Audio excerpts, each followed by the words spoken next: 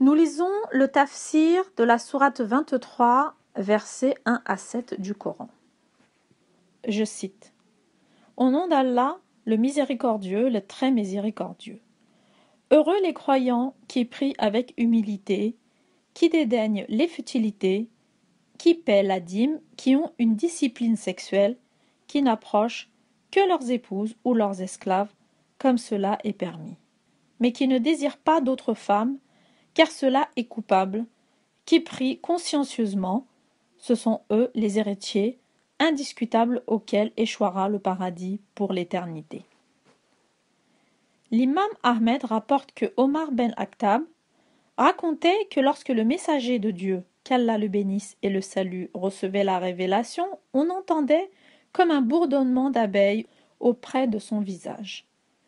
Une fois étant en sa compagnie, il demeura presque 1 heure recevant la révélation. Une fois cessé, il se dirigea vers la Qibla, leva ses 2 mains vers le ciel et dit « Grand Dieu, augmente tes faveurs dont tu vas nous accorder et ne les limite pas. Honore-nous sans nous humilier, donne-nous sans nous priver, préfère-nous aux autres sans leur donner les avantages sur nous. Agrée-nous et sois satisfait de nous. » Puis il nous dit « On vient de me révéler 10 versets. Quiconque les observe sera admis au paradis. » Ensuite, il nous récita les 10 premiers versets de la sourate des croyants, rapportés par Ahmad, Tirmidhi et Nasai. Nasai rapporte que Yazid ben Badnous demanda une fois à Aïcha, que Dieu l'agrée, ô mère des croyants, comment était le comportement du messager de Dieu, qu'Allah le bénisse et le salue? Elle répondit, il se conformait aux enseignements du Coran. Puis elle récita « Heureux les croyants » jusqu'à « qui prient consciencieusement ». Tel était le comportement du prophète. Anas rapporte que l'envoyé de Dieu, qu'Allah le bénisse et le salue, a dit « Dieu créa le paradis de l'Éden de sa main en posant une brique en perle, sur une autre un rubis et sur une troisième en chrysolite. Son bas-fond en musc, ses cailloux en perles et ses herbes en safran. Puis il lui dit « Parle !» Le paradis répondit « Heureux les croyants !»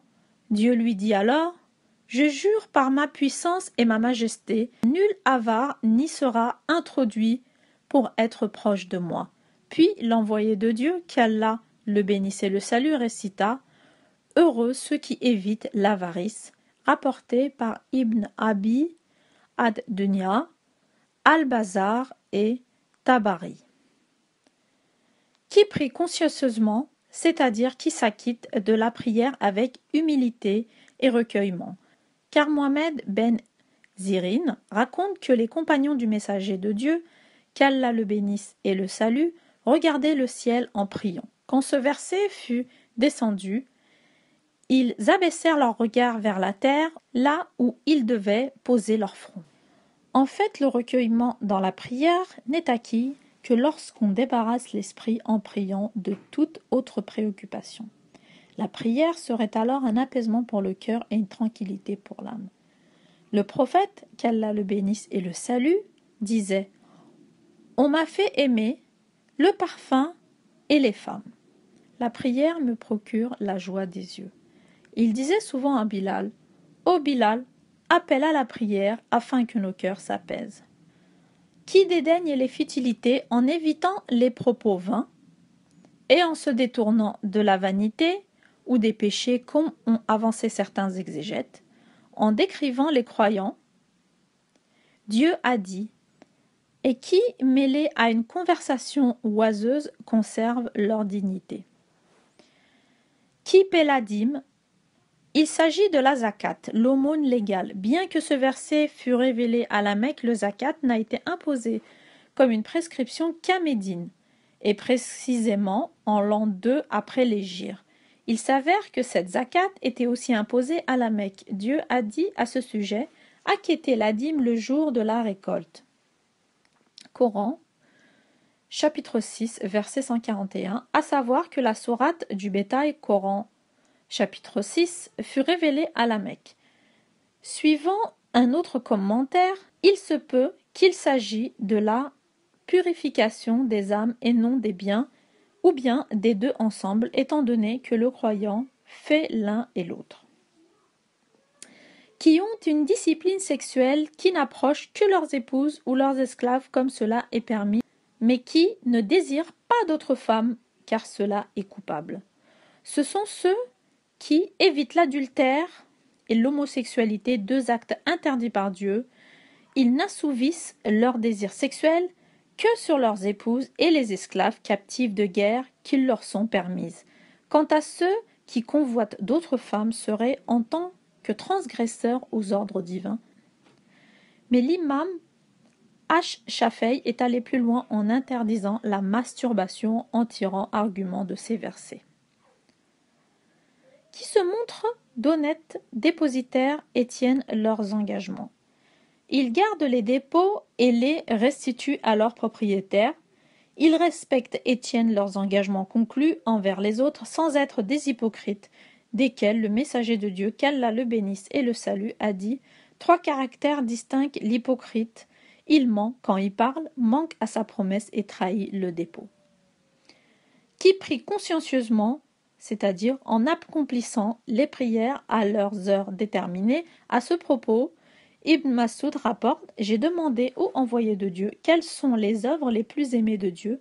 Il me dit la prière accomplie à son heure déterminée, ensuite la piété filiale, ensuite le combat dans le sentier de Dieu. » Rapporté par Bukhari et Muslim. Fin de citation, pas besoin d'aller plus loin, le reste ne concerne pas l'esclavage. Donc, ici encore, le tafsir de ces versets coraniques laisse entendre, en gros, que la fornication hors mariage et l'adultère seraient un grave péché mortel, sauf si les rapports sexuels sont avec des esclaves faits prisonniers de guerre. Allez comprendre la logique de tout ceci. Nous lisons la sourate 70, versets 27 à 30, que je cite.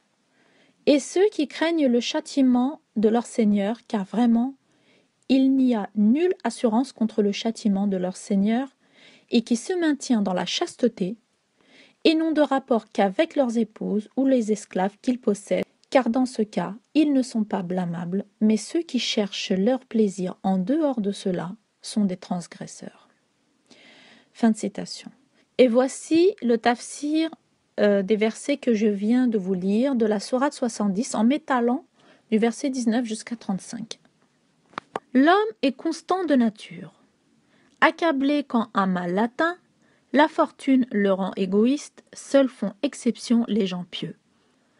Ceux qui accomplissent avec assiduité leurs devoirs religieux, ceux qui prélèvent sur leur fortune une part pour les mendiants et les malheureux, ceux qui croient fermement au jour dernier, car nul n'est prémuni contre ces châtiments, ceux qui sont chastes et qui n'ont de rapport qu'avec leurs femmes et leurs esclaves, rapport non blâmable, car quiconque a d'autres rapports que cela sort de la légalité, et ceux qui gardent fidèlement leurs dépôts et respectent la foi jurée, ceux qui témoignent sans réticence, ceux qui ont le souci de leur prière, ceux-là sont bien traités au paradis. Dieu parle de la nature vile de l'homme, qui est versatile et s'affole vite de par sa création. Comment se manifeste cette nature? Dieu le montre dans les versets qui s'ensuivent.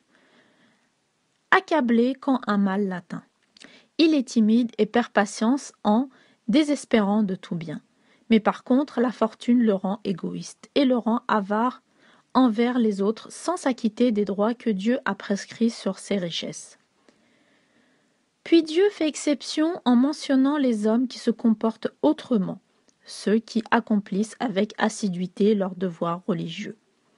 Et en premier lieu, la prière en observant leurs moments déterminés, en accomplissant ses inclinaisons et ses prosternations à la perfection, avec recueillement et ferveur. D'autres ont avancé qu'il s'agit des actes de bien et de charité avec persévérance en se référant à ce hadith dans lequel le messager de Dieu, qu'Allah le bénisse et le salue, a dit « Les meilleures pratiques culturelles préférées à Dieu sont celles faites avec assiduité, minime soit-elle. Ceux qui prélèvent sur leur fortune une part pour les mendiants et les malheureux, ceci concerne la zakat comme obligation et une prescription et l'aumône bénévole comme acte de charité. Ceux qui croient fermement au jour dernier en déclarant véridique la résurrection, le jour du jugement et la rétribution. Ils œuvrent pour obtenir une belle récompense en redoutant en même temps le châtiment, car nul n'est prémuni contre ces châtiments qui sont inéluctables, sont ceux que Dieu leur fera grâce. Ceux qui sont chastes en s'abstenant de l'adultère et qui n'ont de rapport qu'avec leurs épouses et leurs esclaves ou leurs captifs de guerre, ces rapports ne sont pas blâmables, car quiconque a d'autres rapports que cela sort de la légalité. Nous avons déjà parlé de ce sujet en commentant la sourate des croyants, sourate 23. Ceux qui gardent fidèlement leurs dépôts et respectent la foi jurée, et qui remplissent leurs engagements qu'ils ont pris à l'égard des autres, ceux qui témoignent sans réticence, qui présentent leur témoignage en toute honnêteté sans rien ajouter ou diminuer, car celui qui refuse de témoigner pêche en son cœur. Coran, sourate 2, verset 283. Ceux qui ont souci de leur prière, ils s'en acquittent à leur moment déterminé en observant tous leurs actes, en accomplissant les prescriptions et les surrogatoires avec assiduité. On remarque que Dieu a mentionné la prière au début et à la fin en vue de ses mérites. Voilà ceux qui sont introduits au paradis, où ils seront entourés de tous les honneurs. Fin de citation. Voilà, ces textes indiquent clairement que l'esclavage sexuel est une prescription coranique et confirmée de façon claire par les tafsirs, et sans compter par la vie de Mohammed dont certaines de ses épouses étaient des captives de guerre. Comme Safia, la femme juive, j'ai donné toutes les preuves dans ces textes. Les gens de Daesh ne les ont pas inventés, ils ne les ont pas trouvés dans une pochette surprise. Ils suivent ces textes de l'islam à la lettre. Voilà, la première partie de cette vidéo est maintenant terminée. Je vous propose de ne pas manquer la seconde partie de la vidéo pour les références qui font mention de la pratique de l'esclavage dans l'Ancien Testament. Vous verrez qu'il ne s'agissait pas d'esclavage oppressif, il ne s'agissait pas d'esclavage sexuel sur des captifs de guerre. Et c'est donc dans un souci d'équité que je prendrai des références de la Bible en plus de celles du Coran que je viens de vous donner pour mettre en lumière les différences.